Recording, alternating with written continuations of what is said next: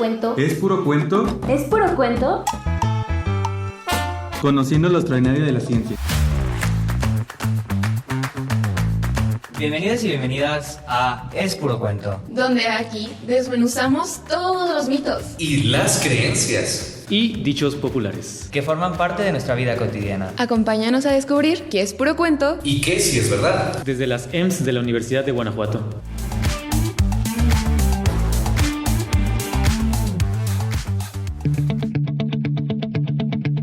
Hola, hola, mi nombre es Fernando Parrado Morales y estamos el día de hoy en la Escuela de Nivel Medio Superior de San Luis de la Paz, una escuela un tanto alejada del noreste del estado de Guanajuato, pero con una enorme riqueza cultural y en todos los ámbitos. Curso la quinta inscripción y pertenezco al área propedéutica de Ciencias Naturales y Exactas. Y el día de hoy me acompañan algunas de mis compañeras que a continuación les presento. Hola, soy Adriana Valentina Sánchez García, curso quinto semestre en la EMS de San Luis de la Paz, en nuestra hermosa EMS, y estoy en el bachillerato de Ciencias Naturales y Exactas y de la Salud. Hola, mi nombre es Fátima Suárez Jaramillo, yo también curso en el área de Ciencias Naturales y Exactas, también de quinto semestre, y pues vengan a San Luis de la Paz, es muy bonito. El invitado de hoy es... Y pues el día de hoy nos acompaña alguien muy especial, un invitado que conocemos como Héctor Moramontes. Él es profesor de la División de Ciencias Naturales y Exactas del Departamento de Biología del Campus Guanajuato. ¿Nos podría presentar un poquito más de usted? Hola, mi nombre es Héctor Mora.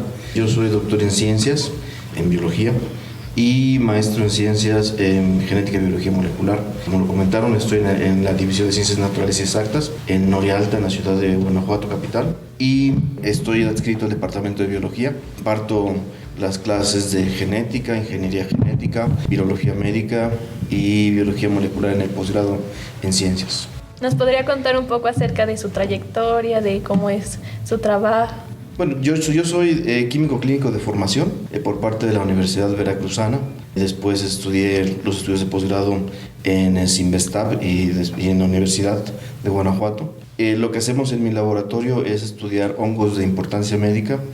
Les quitamos, les ponemos genes, les analizamos qué pasa cuando pierden esa información o cuando ganan información genética.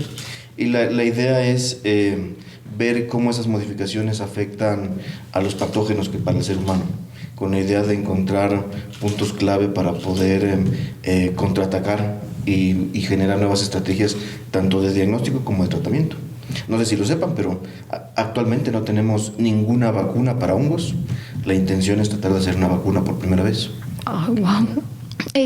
Sonará una pregunta muy que siempre le hacen, ¿verdad? Pero ¿por qué eligió la carrera? ¿Qué fue lo que le gustó, lo que le llamó? Hice mi tarea. No fue algo fortuito. Yo tenía clarísimo que quería algo de ciencias de la vida. En mi bachillerato tenía claro que quería irme hacia allá, pero no sabía qué. En su momento, en la preparatoria que yo estudiaba, nos llevaron a la escuela de biología y ahí me di cuenta que no, eso no era para mí. Agronomía también me di cuenta que no era para mí. Me llamó mucho la atención la medicina veterinaria y en un periodo de vacaciones me acerqué a una veterinaria y le dije al encargado, ¿puedo venir aquí a trabajar de gratis? Y estuve yendo como 2 semanas y me di cuenta que tampoco me gustaba. Estaba yo ya decidido a estudiar medicina, pero un profesor fue quien hizo el cambio. Era un profesor de química. Me dijo, oye Mora, hay una carrera que se llama bioanálisis, química clínica. ¿Ya has escuchado de esa? Digo, no. Yo doy clases ahí. Si quieres un día ven a mi casa y platicamos. Y su esposa también daba clases en esa carrera. Entonces, entre los dos me convencieron. Al día siguiente fui a sacar mi matrícula en química clínica. Y la verdad es que no me arrepiento. Me quedó la espinita de estudiar medicina, pero lo que hago actualmente me apasiona. Igual nunca es tarde para estudiar medicina. Nunca es tarde, pero ya con hijos y familia se complica los días no rinden, créanme. Sí. Ya sabrán de esto próximamente. en un tiempo muy lejano, pero sabrán. Bueno, y creo que hablando un poco acerca más de esta parte que nos comenta acerca de diferentes cuestiones, por ejemplo, la crear una vacuna en contra de hongos por primera vez en la historia, ¿cree que sería realmente algo factible? Es algo extremadamente difícil. Nosotros no somos los que tenemos esa idea por primera vez. Se han hecho intentos desde los 80s y no se ha logrado porque la interacción que hay es muy compleja y porque la respuesta inmune o es extremadamente abrupta y empieza a matar a las propias células del cuerpo humano, o tiene muy poquita memoria y entonces nos protege por unas cuantas semanas. El hongo que estamos utilizando es un hongo muy particular porque su interacción con el ser humano es muy parecida a la que tienen las bacterias con nuestras células. Y eso entonces hace que la respuesta inmune sea un poquito más parecida a la bacteriana, y eso nos está dando la pauta de tal vez encontrar moléculas que pueden servir para la generación de vacunas. Sería una vacuna para la infección causada por ese hongo, no para hongos en general, pero sería un gran paso para caminar hacia esa meta de tener protección contra las enfermedades fúngicas. Que no sé si lo sepan, pero actualmente hablamos de millones de muertes anualmente causadas por enfermedades derivadas de hongos, las micosis. Normalmente cuando entramos a los hospitales y nos quedamos más de 3 días ahí, se incrementa un 80% de probabilidad de tener se llaman enfermedades nosocomiales o infecciones nosocomiales, que son adquiridas dentro del hospital. Y los primeros que están causando problemas son los hongos. En cuanto, abarcando el tema un poco en cuanto a la clonación genética, ¿nos podría compartir algo? ¿Sería como las películas? ¿Nos venimos amenazados? De que otro yo. Lo podemos hacer, sí.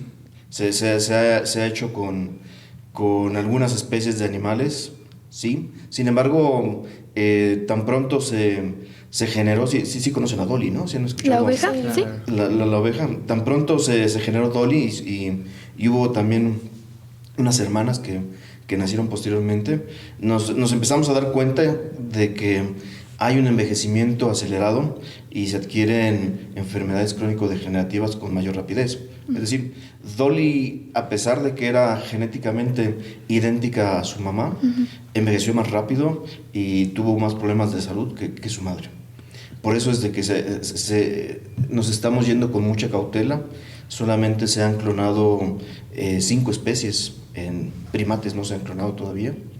Y ahí hay un gran trasfondo ético en el que hasta este momento lo tenemos como algo prohibido, porque no sabemos las consecuencias de qué es lo que pueda pasar con estos organismos.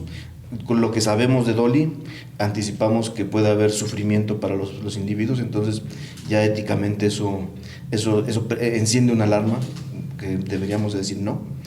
Y definitivamente como en las películas no lo es. De que entramos en una cápsula y salen dos yos, todavía no. Y no creo que en un futuro próximo lo vayamos a ver. Muy interesante. Hablando de la clonación genética, ¿es posible revivir especies extintas? En teoría sí. No se ha logrado hasta ahora. No podríamos hacerlo con todas las especies porque necesitamos una especie que esté viva, que tenga una similitud genética muy cercana con esa especie extinta. A quien se está estudiando para tratar de ver si se puede desextinguir, que ese es el término, es al mamut. Porque el pariente cercano vivo es el elefante. El elefante. Más del 99% del genoma lo comparten, la información genética. Entonces, eso en teoría lo hace posible. Sin embargo, estamos todavía lejanos a poder ver ese tipo de ejercicios y nuevamente tendríamos que cuestionarnos si realmente debemos de hacerlo. Vamos a traer a la vida una nueva especie a un ecosistema que no es el suyo, a que tengan problemas de adaptación. Que ya no es el mismo mundo, ¿verdad? O sea, ha cambiado el cambio climático, los humanos, el cómo hemos abarcado todo el mundo. Ok, muy interesante. Demasiado. Y adentrando en toda esa parte de la genética, algo que también se habla mucho es acerca en relación al ser humano. ¿Es puro cuento o es en realidad que podemos diseñar genéticamente a un ser humano? Podría decir sí, entre comillas, y abriendo un paréntesis y decir parcialmente. Todos tenemos los mismos genes. Entonces, el hecho de hablar y de que vamos a intercambiar genes entre nosotros no tiene ningún sentido. Hay un término que que es un poquito más complejo de entender, que son los alelos. Los alelos son variantes de los genes. Tenemos diferentes ojos, tamaños de ojos o color de ojos o tipo de cabello, porque tenemos diferentes alelos. ¿Conocemos algunos alelos? Sí, pero la mayoría los desconocemos. Entonces, en ese sentido, yo te podría decir, te voy a pasar el alelo 1517 del gen 1, pero no sabemos cuál va a ser la consecuencia necesariamente. Entonces, ¿tenemos información teórica como para diseñar? Sí, pero no en todos los casos. Perdón si suena muy complejo. No. Procesando. Con esta clonación genética, ¿podrían inventarse curas para algunas enfermedades? Sí, y es algo que se ha estado trabajando. El primer ejemplo que hay en la historia, pues ustedes no habían nacido, fue en 1990, que nos habla ya de que fue un tiempo, hace relativamente bastante tiempo, ¿no? Se hizo el primer ejercicio de ingeniería genética en el ser humano. No sé si se han visto en las películas o algo que se llaman los niños burbuja, que son niños que tienen que vivir en áreas estériles, confinados en un lugar estéril, porque su sistema inmune no funciona. Y en ellos hay una deficiencia genética, un gen que se llama ADA.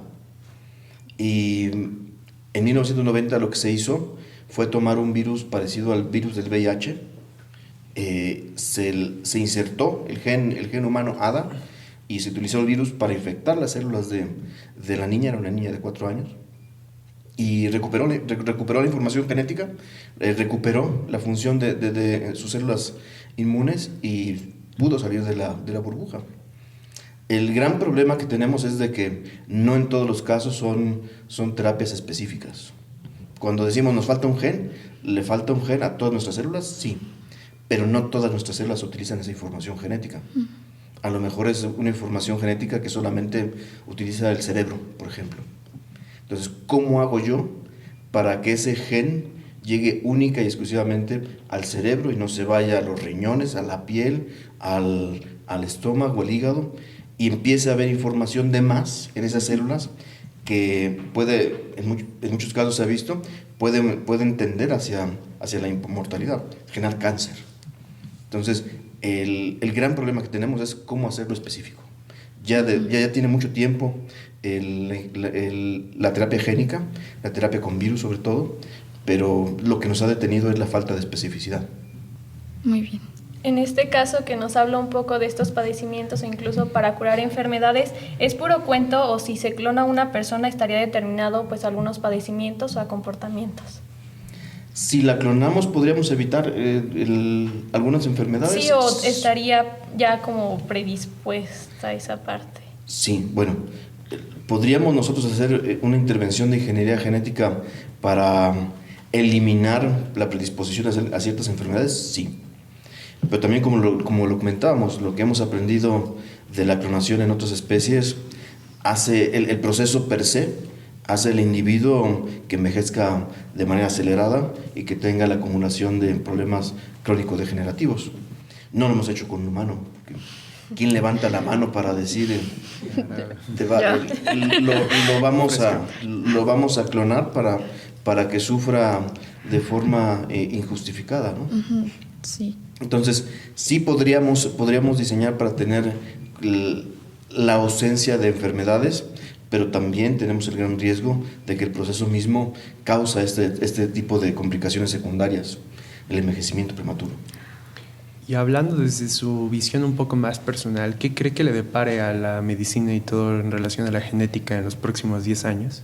Me parece que el camino que sí podemos seguir hasta ahora es el cultivo de tejidos y de organoides. Probablemente no sé si hayan visto una portada de revista muy vieja, de principios de los años 2000, en donde se ve un ratoncito y en su lomo se ve una oreja humana. ¿No han visto? No pasa nada. Búsquenla de repente en internet. Fue la portada de Science hace ya algunas décadas. Lo que se hizo fue meter células humanas al ratón y esas células humanas empezaron a crecer, a proliferar, a diferenciarse, y lo que hicieron fue generar el cartílago de una oreja. Y lo que se buscaba en ese entonces era tratar de utilizar a otros animales como incubadoras de tejidos humanos. No sucedió, se empezó a ver que había ciertos problemas. Lo que hoy hacemos in vitro, cuando digo in vitro es fuera del cuerpo humano, es crecer células y desarrollar tejidos. Eso ya lo podemos hacer, eso es algo factible. Si alguna vez tienen alguna embarazada cerca en su núcleo familiar, verán que en muchas clínicas les ofrecen que congelar las células umbilicales, el cordón umbilical. Y es precisamente por eso, porque a partir de esas células se pueden cultivar y desarrollar diferentes tejidos. Me parece que el paso próximo es ese, empezar a tener cultivos masivos de células que son mías o que son de alguien muy cercano como un hijo o una hija, y de esa manera creo que podríamos empezar a tener un acercamiento a la terapia de algunas enfermedades. En el caso de diagnóstico, me parece que hacia donde podemos ir ya es a diagnosticar de manera muy precisa las causas que te llevan a tener cáncer. Porque el cáncer es una palabra muy genérica, y cuando hablamos de qué causa el cáncer, muchos de los cánceres tienen una causa desconocida. No sabemos cuál gen se afectó. Hoy en día, con las técnicas que utilizamos, podemos saber cuáles son los genes afectados y decir, tu cáncer es causado por esta deficiencia. Probablemente no abona nada al tratamiento, pero ya tenemos un paso hacia adelante, hacia un diagnóstico personalizado. Entonces creo que esos son los caminos próximos que vamos a experimentar nosotros. Probablemente nuestros hijos y nietos les toquen otro tipo de avances en la investigación médica, pero nosotros ciertamente creo que el diagnóstico personalizado va a ser una realidad. Y en este tipo de terapias que existen dentro del mundo de la genética, ¿cree que pueda existir, por así decirlo, algún tipo de efecto rebote que en vez de ser un beneficio resulte algo perjudicial, que incluso llegara a generar más enfermedades o algo así? Sí, de hecho, por eso es que estamos parados, porque les digo que el gran problema es la falta de especificidad. Ya sabemos que la enfermedad X falta el gen en las neuronas, pero no sabemos cuál va a ser la consecuencia de que ese gen ahora esté duplicado en una célula del riñón. Probablemente va a dejar de funcionar ese riñón y entonces curamos el problema de la neurona, pero ahora enfermamos a otro órgano. Por eso es de que no avanzamos, porque necesitamos estas herramientas de alta especificidad para poder meter esa información genética a las células que lo requieren, no a todas. Por eso también imagino que es muy caro, ¿no? Todo lo que se necesita para los estudios, la investigación. Sí, la investigación en este campo no es nada barata. Se necesita inversión de varios ceros. Afortunadamente en nuestro país tenemos organismos que ayudan a ese financiamiento. Tal vez lo que falta aquí en nuestro país son las iniciativas privadas, las fundaciones que en otros países son muy comunes y entonces ayudan a los gobiernos a financiar parcialmente este tipo de investigaciones que sí son costosas. ¿Cree que México está avanzado en este campo a comparación de otros países o vamos en medio, hasta atrás? No, líderes no somos, tampoco vamos en la cola. Me parece que lo que estamos haciendo, lo estamos haciendo bien y tomando en cuenta los recursos que tenemos, lo estamos haciendo muy bien. Me parece que lo que nos toca hacer aquí en México es dedicarnos a resolver problemas regionales, problemas que tenemos los mexicanos, problemas que tenemos los latinoamericanos. Actualmente México es punta de lanza en investigación científica en Latinoamérica. Me parece que difícilmente vamos a poder curar el cáncer o algún otro tipo de enfermedad que afecta a toda la humanidad, porque los países de primer mundo están invirtiendo muchísimo capital en esas alternativas de terapéuticas y de diagnóstico. pero lo que hacemos lo estamos haciendo bien, tratando de resolver problemas de nuestra realidad que a nadie más le importa y que nadie está investigando. En cuanto a estos estudios de pues, este tan interesante tema, ¿verdad? ¿Cuál cree que usted que serían los limitantes en esta clonación, ya sea de tejidos, humana o...? Actualmente la limitación es ética. Tenemos ya todo el conocimiento, tenemos la infraestructura, el expertise humano y los aparatos para hacerlo. Me parece que necesitamos sentarnos y debatir y ver hasta dónde queremos y podemos llegar. Insisto, es un campo oscuro en el cual no sabemos qué va a resultar, y parte de lo que podría resultar sería una persona que venga a sufrir. Uh-huh. Y entonces ahí es cuando paramos y decimos, hasta que no lo sepamos, pues entonces no hacemos algo al respecto y lo tratamos de delegar a otras especies. Pero nuestra especie tiene particularidades de socialización únicas, ¿no? Que no vamos a poder nosotros entender las consecuencias de estas modificaciones genéticas hasta que las hagamos. Entonces, ¿cuál es la limitante actual? La ética, lo que es moralmente correcto, lo que debería y no debería de hacerse. Dejando de lado, si no hubiera ética, ya sabemos que se puede hacer mutación. ¿Se puede mutar, por ejemplo, la conciencia humana? Es una muy buena pregunta y la respuesta es no lo sabemos, porque me parece que las principales corrientes asumen que la conciencia es algo que no tiene un trasfondo biológico. Uh-huh. Y por lo tanto, si no hay trasfondo biológico, el que exista o no exista el gen A, B o C es exactamente lo mismo. Uh-huh. Pero sabemos también que hay muchos comportamientos que están definidos o que dependen en cierta medida de una carga genética. Por ejemplo, hay genes que nos predisponen a subir o bajar de peso, hay genes que... Hay debate, pero hay genes que se asegura que te dan predisposición al alcoholismo, a la drogadicción, al tabaquismo. Entonces, hasta que no se hagan ese tipo de investigaciones en nuestra especie, no vamos a saber si la conciencia es genética o no. Y para eso se tiene que hacer el debate de la ética. Claro. Muy bien. ¿Y qué relación e implicaciones tendría, por ejemplo, todo esto de la genética, por ejemplo, con las ciencias forenses y la criminalística? La relación es estrecha y ya está. Gracias a las técnicas de secuenciación, que es ir descifrando cada base nucleotídica que conforma la molécula de DNA, podemos nosotros después hacer comparaciones y saber si un individuo es filogenética o genéticamente cercano a otro. Desafortunadamente es un tema que está a flor de piel en nuestra sociedad y desafortunadamente cada vez que hay desaparecidos, lo primero que hace la medicina forense es citar a los familiares directos de la persona desaparecida para tomarles muestras de DNA, para secuenciar su material genético, y cada vez que hay restos humanos que van apareciendo, se va extrayendo DNA de ahí, se van secuenciando y entonces se suben a una base de datos para ver si se parece al de alguien. Uh-huh. Y de esa manera se empieza a establecer la identidad de ese resto.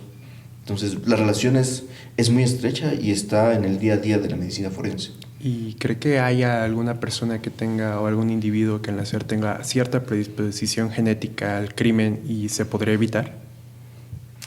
Esa es una muy buena pregunta y eso es un ejemplo que yo les doy a mis estudiantes en la clase de genética. Hay algo que se llaman aberraciones cromosómicas, que es cuando alguien nace con cromosomas de más o de menos. Uh-huh. Hay una condición que se llama supermachos y también hay superhembras. Los supermachos y superhembras son individuos que nacen con cromosomas de más en el par sexual. Ya saben ustedes que tenemos un cromosoma X y un cromosoma Y. En el caso de las mujeres tienen 2 cromosomas X. En el caso de los hombres hay un X y un Y. Los supermachos tienen un cromosoma Y de más. Y Las superhembras las teníamos bien detectadas desde principios del siglo XX. Es muy fácil detectar cuando hay más cromosomas X. El caso de los supermachos no. Los supermachos se identificaron hasta principios de los años 70. Y se identificaron haciendo estudios genéticos en una población de reos en Escocia. Y se dieron cuenta que, curiosamente, más del 30% de la población de reos de esa cárcel eran supermachos. Y fue un dato curioso que dijeron, ¿por qué será? Lo repitieron en diferentes cárceles de Europa y se dieron cuenta que era una constante. Una población significativa de los que estaban recluidos en esos centros penitenciarios eran supermachos. Se voltearon a ver los centros de salud mental, los centros psiquiátricos, y se dieron cuenta que alrededor del 40% de los individuos eran supermachos. Entonces ahí se generó la hipótesis de que tal vez el tener un cromosoma de más te podía predisponer a problemas de comportamiento social y a la violencia. Curiosamente, todos esos supermachos tenían características muy parecidas. Eran peludos, eran más altos que el resto de la población, mucho más musculosos, un coeficiente intelectual un poquito bajo. Y se planteó hacer un experimento en el cual se siguieran niños recién nacidos, supermachos, y se siguieran a lo largo de su vida para ver cómo se desarrollaban como niños, adolescentes y adultos. El experimento duró hasta los 7 años. Se suspendió porque se empezaron a dar cuenta que los niños estaban experimentando cambios en su comportamiento, porque cada semana tenían que ir a ver a un médico y les tenían que hacer pruebas, les sacaban sangre, y pues ellos estaban ya dándose cuenta que por algo no eran normales, porque sus compañeros no iban semana tras semana. Por eso se decidió suspender, una cuestión ética. Y después lo que se propuso es, vamos a hacer un tamiz, como parte del tamiz neonatal, vamos a ver si son supermachos o no, y les vamos a estar dando un seguimiento. Y al final no se hace actualmente, porque nuevamente, ¿qué pasa si de repente tú te enteras que eres supermacho? A lo mejor empiezas a creerte que eres malo y terminas teniendo estos cambios de actitud, no por tu carga genética, sino por algo un poco más social. Entonces sí, en conclusión, hay ejemplos en los cuales la carga genética modifica nuestro comportamiento. Se me hace muy interesante toda esta plática y me gustaría platicar durante muchas más horas, pero creo que tenemos que cerrar este programa y agradezco mucho su participación y atención, y aquí siempre será bienvenido en nuestra preparatoria. Muchísimas gracias. Muchas gracias. Con ustedes. Muchas gracias. Saludos a todos. Bye, mami.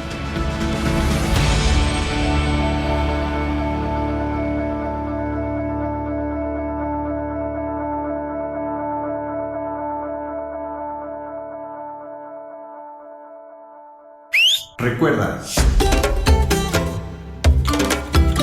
síguenos en nuestras redes sociales, Facebook e Instagram como Eureka. También puedes escribirnos todas tus dudas, comentarios o mandarnos saludos al número 473-152-8067.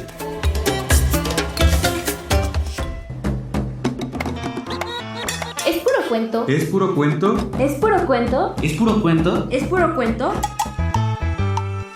Conociendo Lo extraordinario de la ciencia. Conociendo lo extraordinario de la ciencia. Coproducción, Colegio de Nivel Medio Superior, Radio Universidad de Guanajuato, Dirección de Apoyo a la Investigación y al Posgrado, Universidad de Guanajuato.